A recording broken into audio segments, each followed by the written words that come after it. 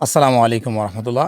MBA Times একটা খবর প্রচার করছে যে জামিয়াতুস সুন্নাহ একটা কওমি মাদ্রাসা, বাংলাদেশের নাম্বার ওয়ান কওমি মাদ্রাসা বলা যায়, বা টপ ফাইভের মধ্যে যেটা সবসময় থাকে বেফাকের রেজাল্টে পরীক্ষায়।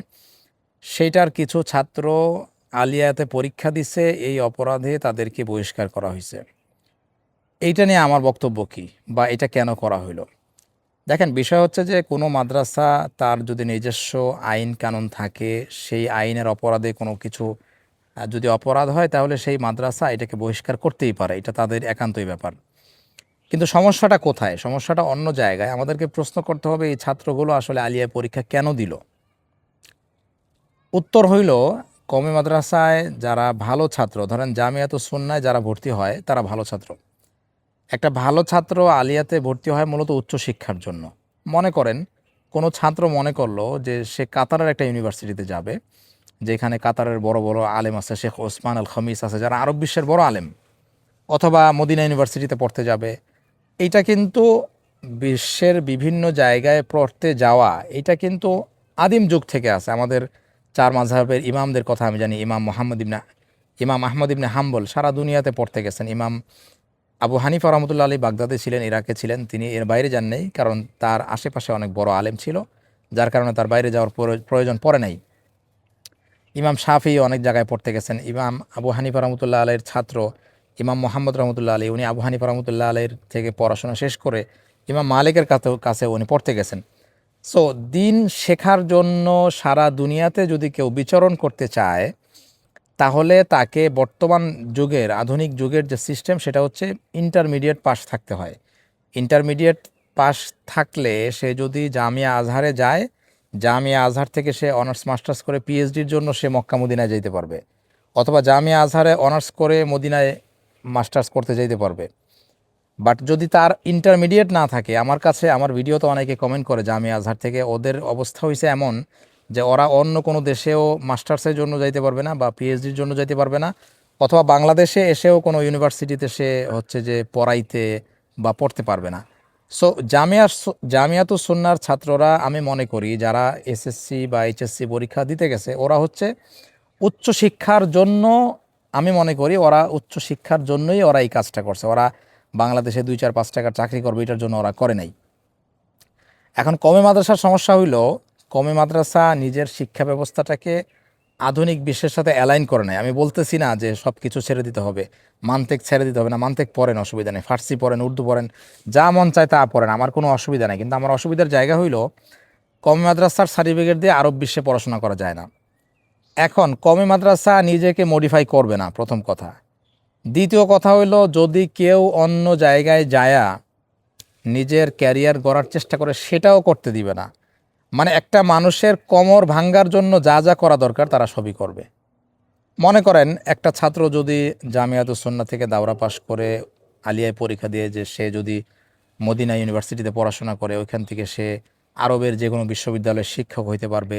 সেখান থেকে সে নিজে একটা যেমন ভালো লাইফ পাবে, বৃদ্ধ বয়সে সে তার মাতা পিতার মানে সেবা করতে পারবে। কিন্তু আজকের কওমি মাদ্রাসার যে পড়াশোনার যে অবস্থা, বা হচ্ছে সেটা দিয়ে রুটি রুজির যে জায়গা, সেখানে 5,000-10,000 টাকা বেতন দেয়, এটা দিয়ে আসলে মা বাবারেও কোনো, মানে কেউ যদি এটা মনে করে যে শরীয়তে তো বিররুল ওয়ালিদাইন, পিতামাতার প্রতি সৎ আচরণ করা, তাদেরকে ভালো খাওয়ানো, ভালো পড়ানো, তাদেরকে ভালো রাখা, কওমি মাদ্রাসায় পড়লে এটা কেউ পারবে না।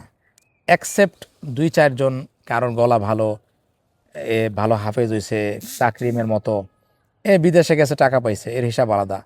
কেউ ওর গলা ভালো, হাফিজুর রহমানের মতো, সে টাকা কামাইতেছে, এটা খুবই রেয়ার কেস, যেটা লাখে একজনের ক্ষেত্রে হয়। বাট নর্মালি কওমি মাদ্রাসা থেকে পড়াশোনা করলে, আজ আপনারা যারা যারা কওমি মাদ্রাসায় পড়ে তাদের থেকে জিজ্ঞেস করবেন। আবার অন্ধ লোক যারা যারা অন্ধ, এরা আবার এটা অস্বীকার করে যাবে। কিন্তু একটা জিনিস মনে রাখতে হবে, কাক যদি চোখ বন্ধ করে দিনের বেলা বলে রাত, এটাতে দিন রাত পরিবর্তন হয় না, এটা কাকের নিজস্ব ব্যাপার। সো কওমি মাদ্রাসায় পড়লে বা পড়াইলে আর্থিক দুর্বলতা থেকেই যায়। এখন কেউ যদি হচ্ছে যে এইটাকে কাটাইতে চায়, তাহলে তাকে অন্য কোনো লাইনে পড়াশোনা করার ওয়ে বের করতে হবে। যেমন ধরেন ইউরোপের যে শিক্ষা ব্যবস্থা, এইখানে আমার এখন বয়স ৩৫ বছর। আমি যদি এখন চাই যে আমি এআই এর উপরে মাস্টার্স করব, আমি আর্টিফিশিয়াল ইন্টেলিজেন্স নিয়ে পড়াশোনা করব, এটা আমার দ্বারা সম্ভব। আমাকে এখানকার ভাষায় এটাকে বলে টল্ক এক্সাম দিতে হবে, কিছু অঙ্ক টঙ্ক পড়তে হবে। আমি সায়েন্স ব্যাকগ্রাউন্ডের না, বাট এখনও যদি আমি চাই আমি সায়েন্সের কোনো সাবজেক্ট পড়তে পারবো। ইউরোপিয়ানরা তাদের শিক্ষা ব্যবস্থাটাকে এভাবে করে রাখছে। আমি 50 বছরেও কোনো মানে টেকনিক্যাল বিষয়ে বা ইলেকট্রিক ইঞ্জিনিয়ারিং যে কোনো বিষয়ে আমি পড়াশোনা করতে পারবো, বাট আমাদের বাংলাদেশের শিক্ষা ব্যবস্থাটা ওরকম না। স্কুল কলেজে তো ব্যারিয়ার আছেই, সবচেয়ে বেশি ব্যারিয়ার হলো কওমি মাদ্রাসায়। মানে এখানে যদি কেউ পড়াশোনা করে ভবিষ্যতে তার ক্যারিয়ার গড়ার আর কোনো সুযোগই নাই। তো জামিয়াতুস সুন্নাহ যেটা করছে সেটা হলো যে তারা করতেই পারে, বাট এইটা একটা চিত্র।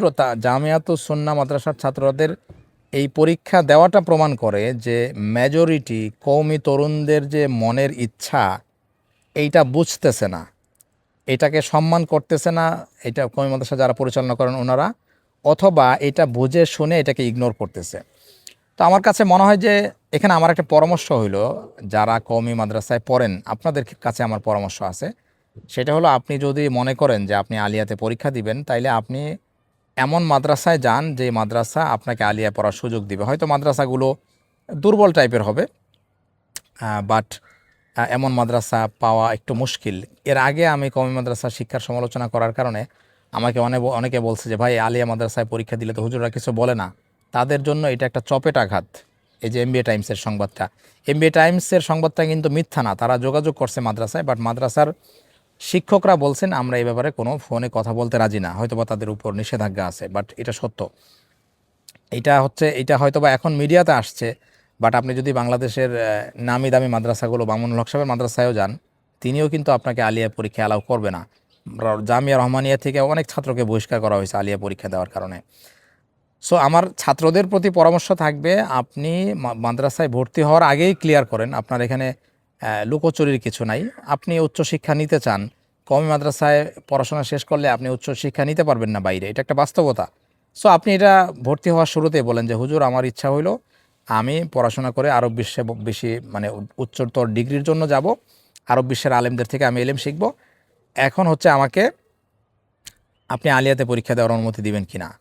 যদি আলিয়াতে পরীক্ষা দেওয়ার অনুমতি না দেয়, তাইলে হচ্ছে আপনি একটা বছর ড্রপ দেন, যেটা আমি করছি। আমি তো ফরিদাবাদে পড়াশোনা করছি, ফরিদাবাদ এটা অ্যালাউ করে না, বাট ফরিদাবাদে অনেকে লোকায়া চোপায় এগুলি করে, বাট আমি লোকায়া চোপায় করিনি।